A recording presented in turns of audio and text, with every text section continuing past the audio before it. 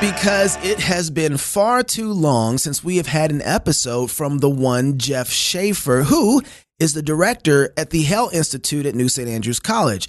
That website is haleinstitute.org, haleinstitute.org. I recommend you go check out the website as well as attend New St. Andrews College because it's awesome.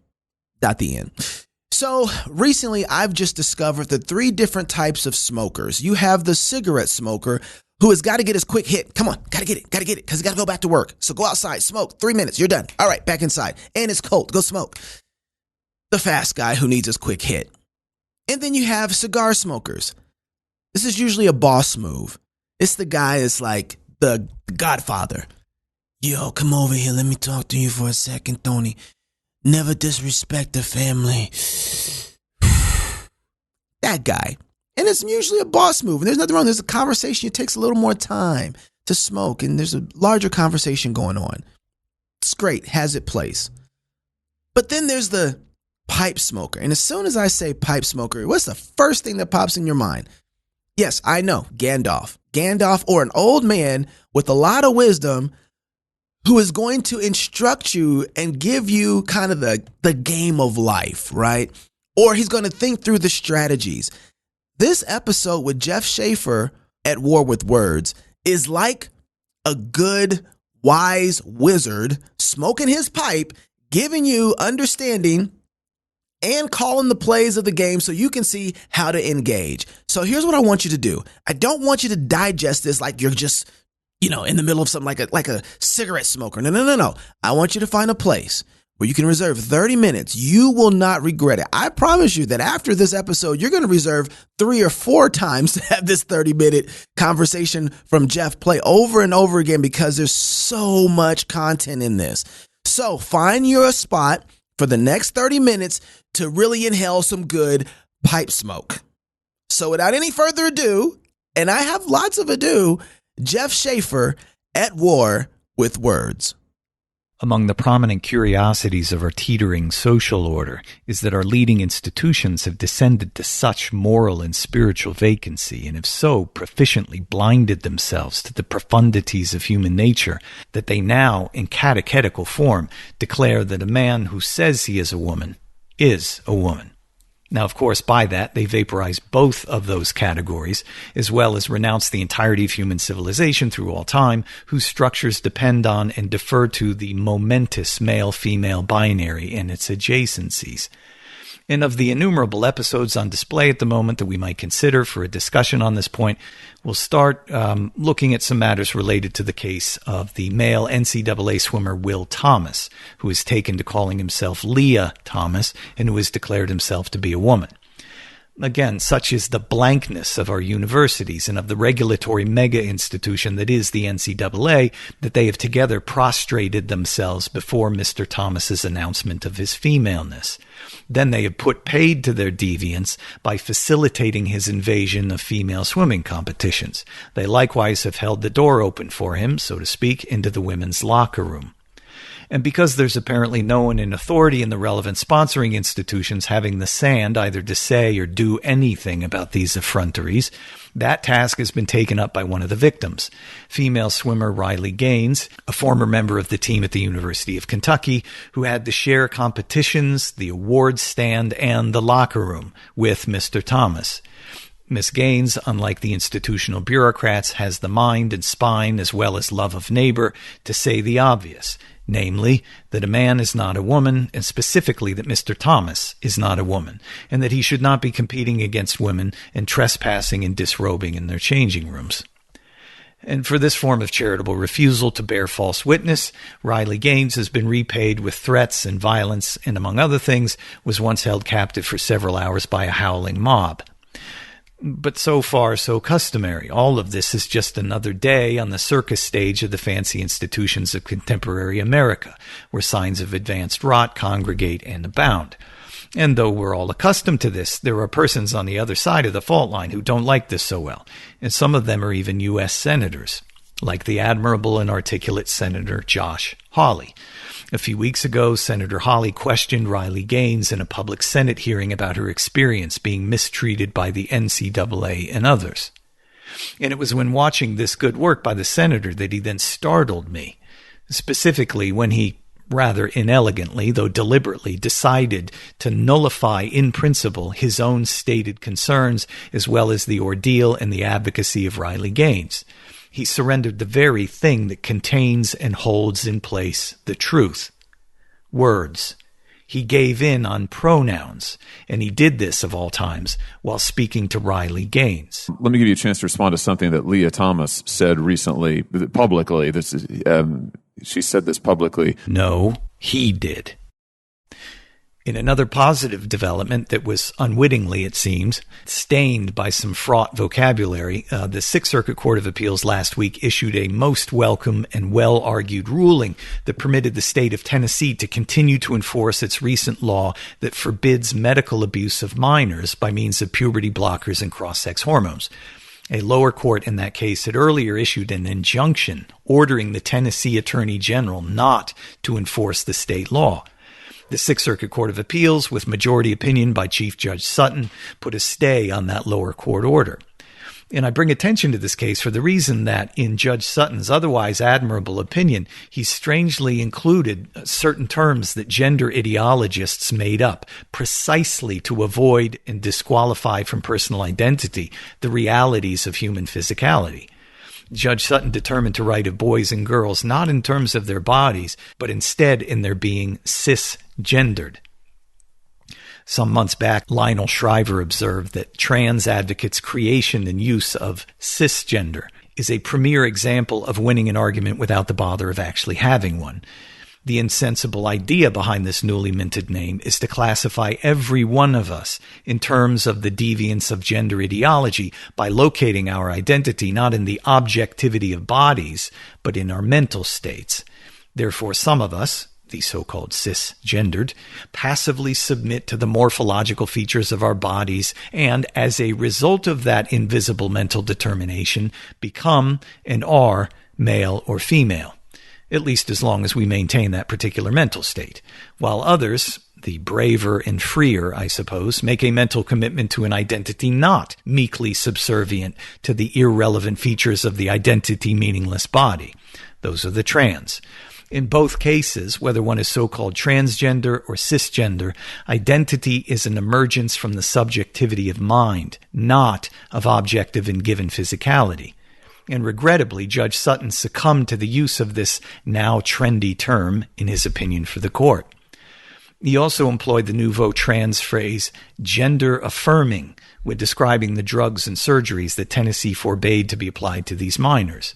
This phrase is a linguistic misdirection that intends to cast the damaging and incoherent cross-sex medical assaults on the body instead in a positive light, as affirming. Now, it's already peculiar to apply a psychological description to pharmaceutical and surgical batterings. The same can be said for these medical abuses themselves. But all the more defiant is this affirming description when applied to acts of physical and ultimately cultural brutality and mayhem. We will return to this trouble and others in the trans field a bit later, but our point here is to consider words. Words anchor a culture. They are the depository for the wisdom and observation of generations. A community is found, and its world is expressed through its language. To destroy a community requires that its vocabulary be abducted. Chesterton, for good reason, suggested that words are the only things worth fighting about. And Nietzsche, part right here, proposed that far more depends on what things are called than on what they are. We'll look now at some illustrations from the abortion field. You know this. It is particular to our time of sexual familial upheaval that a pregnant woman officially carries a fetus rather than a child. The word fetus has served powerfully to reorient our legal constitutional system and public moral culture. From dimensions personal to jurisprudential, this word fetus soothes and justifies. In 2006, I was in the courtroom of the United States Supreme Court during oral arguments treating the Federal Partial Birth Abortion Ban Act. And Solicitor General Paul Clement was arguing in defense of that statute, and at one point he denominated the child subject to the abortionists' lethal ministrations as a, quote, child. And General Clement's use of this offending word did not sit well with Justice John Paul Stevens.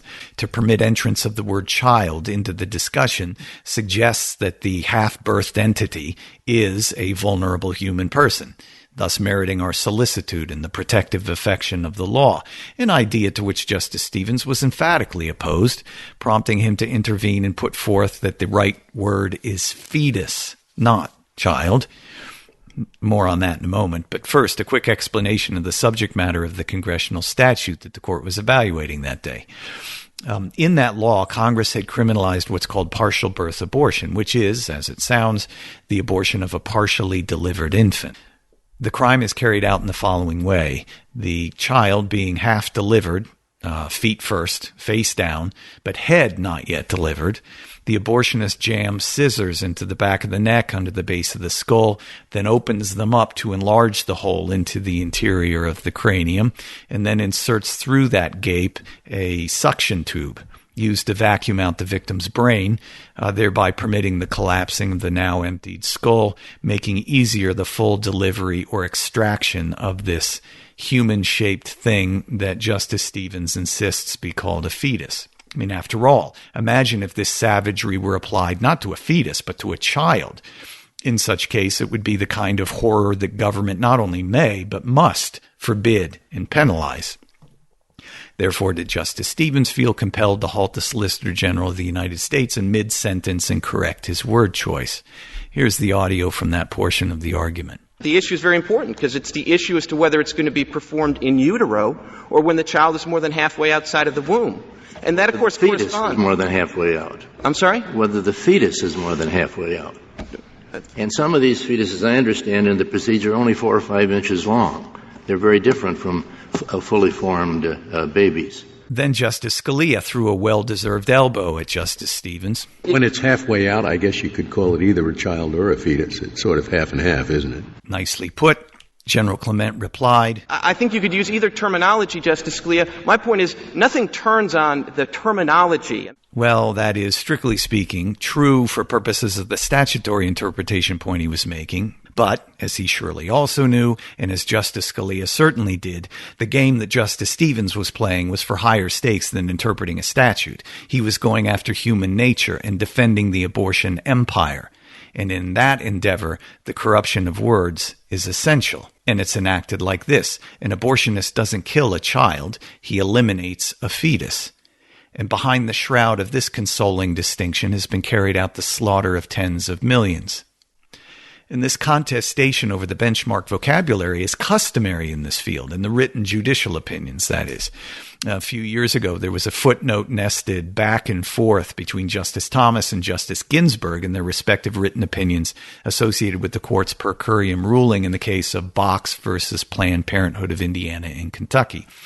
In Justice Thomas's concurring opinion, he discussed in a footnote a certain proposal as to, quote, the mother's right to abort.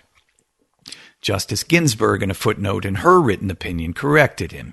She wrote, quote, a woman who exercises her constitutionally protected right to terminate a pregnancy is not a mother, end quote. So same word, different meaning. For Justice Thomas, mother describes an office and natural relation quite apart from the wish or choice of the woman. It's an embodied reality. On Justice Ginsburg's redefinition, mother is not a reality. Rather, it is a classification individually initiated in a woman's mind by act of choice, which is another way of saying that motherhood is a disembodied status of individual will, which of course means it is operationalized by and ultimately subject to lawmakers' contingent rules. More later on where that idea leads. And here we might also consider the abomination emitted by the Kansas State Supreme Court a few years ago in the case of Hodes and Nauser versus Schmidt, in which the court majority 6-1 ruled unconstitutional the state law criminalizing dilation and evacuation abortions, or D&E abortions as they're called. The court majority alerted us that it had discovered a woman's right to this particular form of barbarism in Section 1 of the Kansas Constitution's Bill of Rights, which was enacted, by the way, in 1859 when abortion was a crime in Kansas. That constitutional provision reads as follows. All men are possessed of equal and inalienable natural rights, among which are life, liberty, and the pursuit of happiness. It's an intriguing formulation for an abortion manifesto, I think, but the Kansas Supreme Court justices evidently have unique powers of discovery and can see in texts what the rest of us cannot. Well, a less credulous observer might conclude that what the court in fact sees in words is opportunities for manipulation and control, these having only the significance that judges give to them. But on the other hand, the Kansas court majority showed keen sensitivity to the power of words by scrupulously avoiding words it disliked. For instance, the court majority employed very briefly some cryptic euphemisms for the D&E abortion procedure they were sanctifying as an expression of the inalienable right to liberty. Indeed, the majority even avoided in most cases the word abortion, defaulting instead to a, quote, decision on, quote, continuing a pregnancy.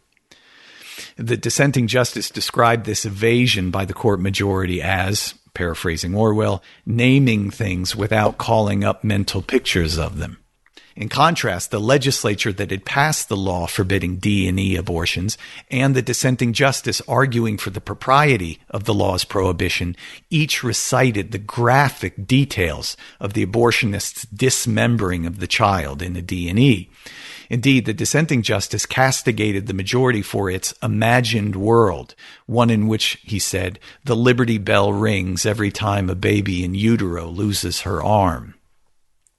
So the dissenting judge and the court majority each evinced the same awareness and implicit message, that being that it is intuitively known to all of us that the integrity of the human body is in fact a vital feature of legal concern and justification. Though each side revealed that awareness in inverse ways. The dissenting justice did so by graphic description, the majority justices did so by silence and evasion, manipulating its word selections to deflect attention from the barbarity of its accomplishment. Now to a quick observation on civil marriage redefinition. A prominent goal and achievement of the Supreme Court's Obergefell ruling and opinion included the capture and redefinition of the word marriage. It was not merely to require some sort of comparable legal treatment between husband-wife unions and same-sex partners, but for the category called civil marriage to be emptied of its meaning, tethered to physiological realities and procreation, and redesigned into an abstract status of sentiment and emotion. That is, lifted from the physical world and abstracted into the non-viscous arena of mind, thereby loosed from restraint and boundaries. Maggie Gallagher once, I think, helpfully observed about this revolutionary theft of the name marriage from husband-wife unions. She said it is decidedly harder to communicate an idea for which we no longer have any word. Barbara Defoe Whitehead years before had pointed out that this sort of thing amounts to what she called cultural hardball. For, as she wrote, language, or more precisely normative vocabulary, is one of the key cultural resources supporting and regulating any institution. So Chesterton's point on fighting over words is well taken, and this particular fight is one on which to engage, as it implies everything central to our meaning as persons. The war against communication, this corruption of words, is again a frontline aspect of transgenderism's refusal of created reality. And because trans ideology is an epitome form of defiance of truths both immutable and utterly basic to human life and society, the trans effect on the social climate necessarily is one coercive and oppressive, and requires a population-level confiscation of words and a manipulation and control over speech in order to secure its position. So deep and wide and entrenched in human awareness and in cultural artifacts of every conceivable sort is the male-female acknowledgement. It explains the frenzy into which our elite class has sunk in gunning for the overthrow of the sex binary and the truths of physical existence. They've declared war against all the world, history, civilization, God himself, which is why they now lay claim to the dictionary. as well as why they demand a whole month each summer, devoted not only to social acclimation to the chaos of public lewdness, but also for its army of scolds enlisted from every imaginable perch to instruct us into their replacement vocabulary. A superlatively instructive episode, which I often invoke for that reason, is presented by a notorious case out of British Columbia, Canada. In that case, a father sought from the court an injunction that would forbid doctors to inject his 14-year-old daughter with synthetic male hormones. The court refused. In its response, the court's order not only ensured the continued pharmacological bludgeoning of his daughter's female frame, but also, and no surprise here, as this is an indelible aspect of the program, the court forbade her father to speak to or about his daughter by using her given female name or otherwise using words that would identify her as a female or as his daughter. The court called his daughter his son, whatever that word might now mean, and then ruled that this child be granted a new male legal name and corresponding male legal status, the wishes of her father, whatever that word might now mean, being vacant of any legal relevance as far as this court was concerned. So this child is not anymore a member of a family. She's just the wandering property and scribble tablet of the state. Her claims and prerogatives are adjudicated and dispensed by judges, whose chief regulatory function in this particular context is to enable constituents to escape and defy what once were the family's protective authorities of belonging and relatedness. Since male or female are ultimately fluid mental states for acquisition through free choice and then judicial and bureaucratic delivery, rather than being an objective feature of human nature, revealing a given identity and calling, the idea of family, along with its certainty and its authority, is simply impossible. And again, the methods of this overthrow depend prominently on the control of language. Roger Scruton has written critically of what he calls newspeak, which he says occurs whenever the primary purpose of language, which is to describe reality, is replaced by the rival purpose of asserting power over it. He writes that newspeak sentences seem like an assertion, but in fact, their underlying logic is that of the spell.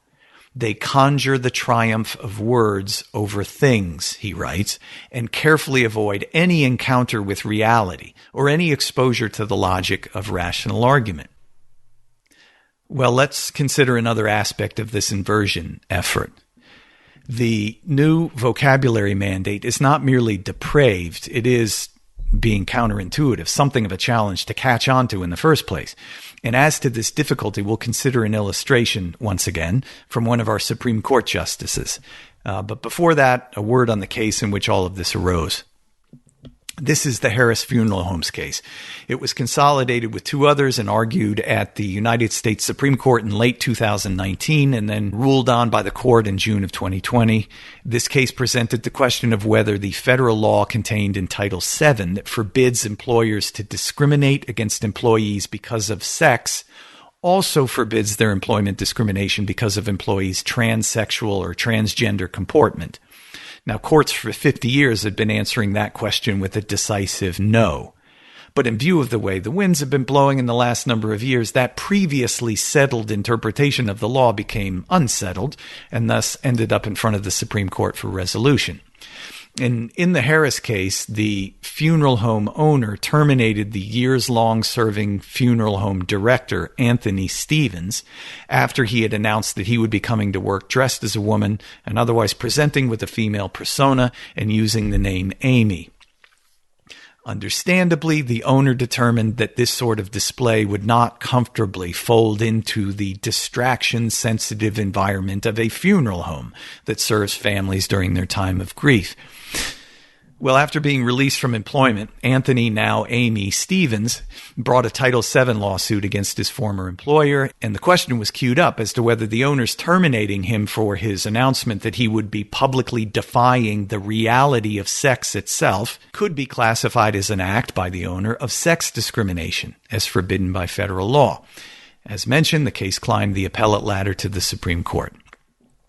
Now, during oral argument, Justice Kagan was addressing the attorney for the funeral home owner and dutifully stated that Ms. Stevens, as Justice Kagan called him, was subject to termination because of, quote, her sex.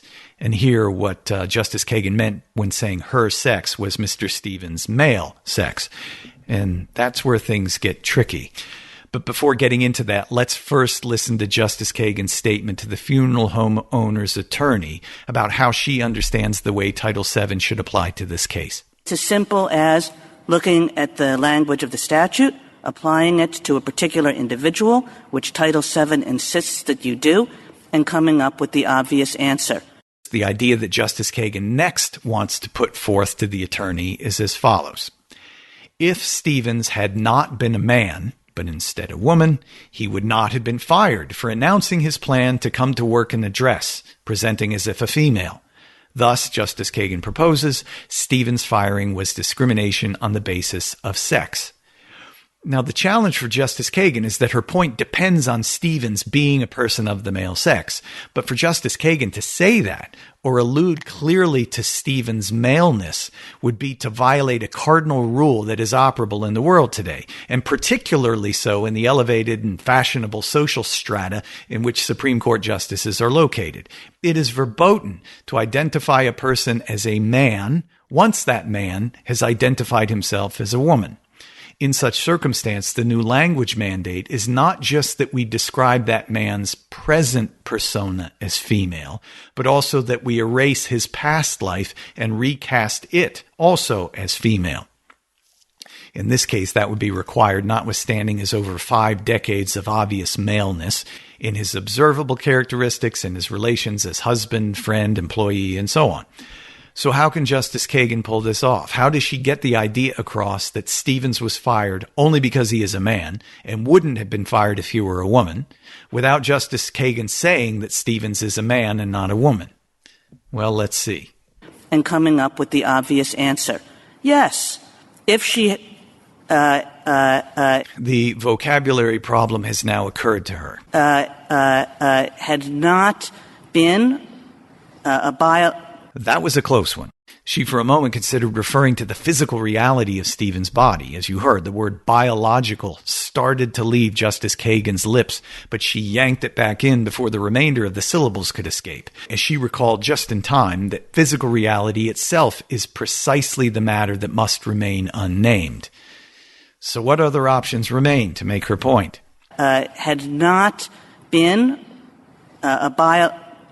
if she had not been assigned at birth, the sex that she was assigned at birth, she would have been treated differently.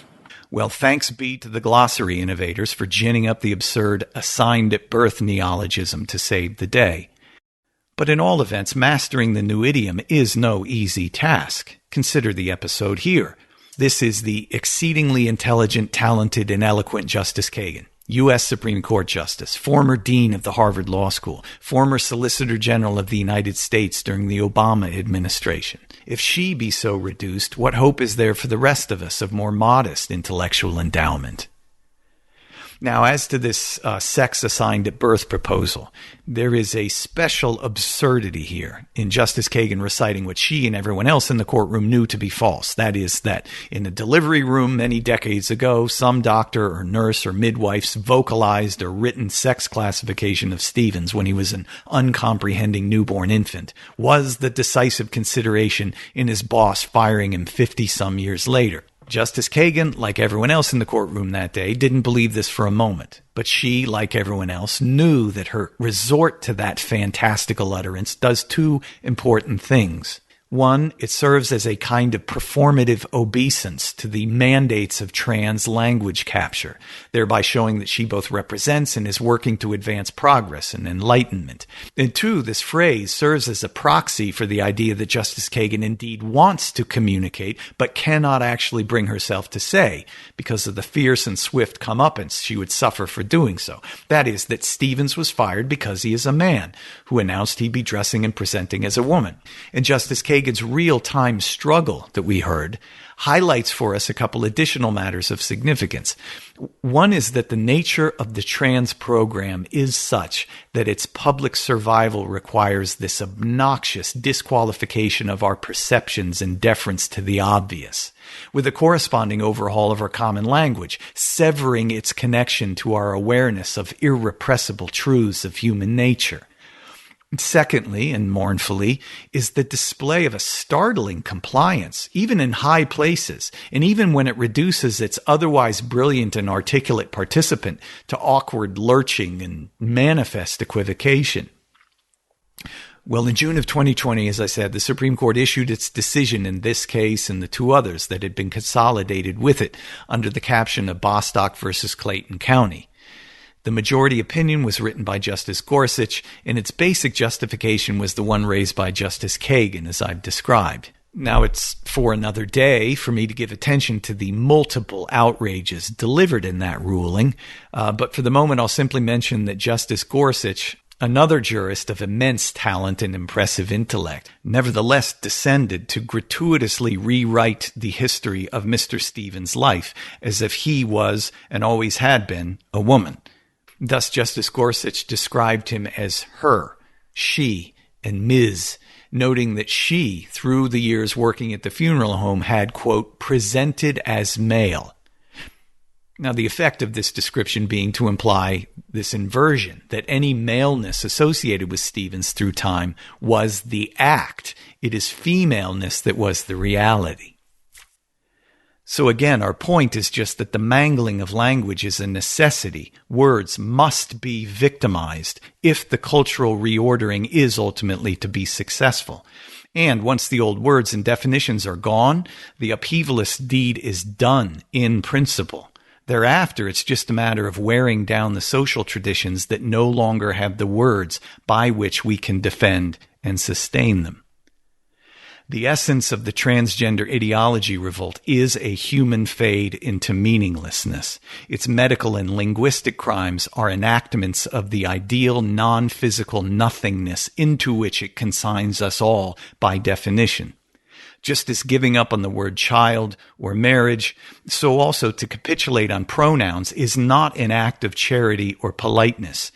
It is instead the total surrender of the world by means of a word.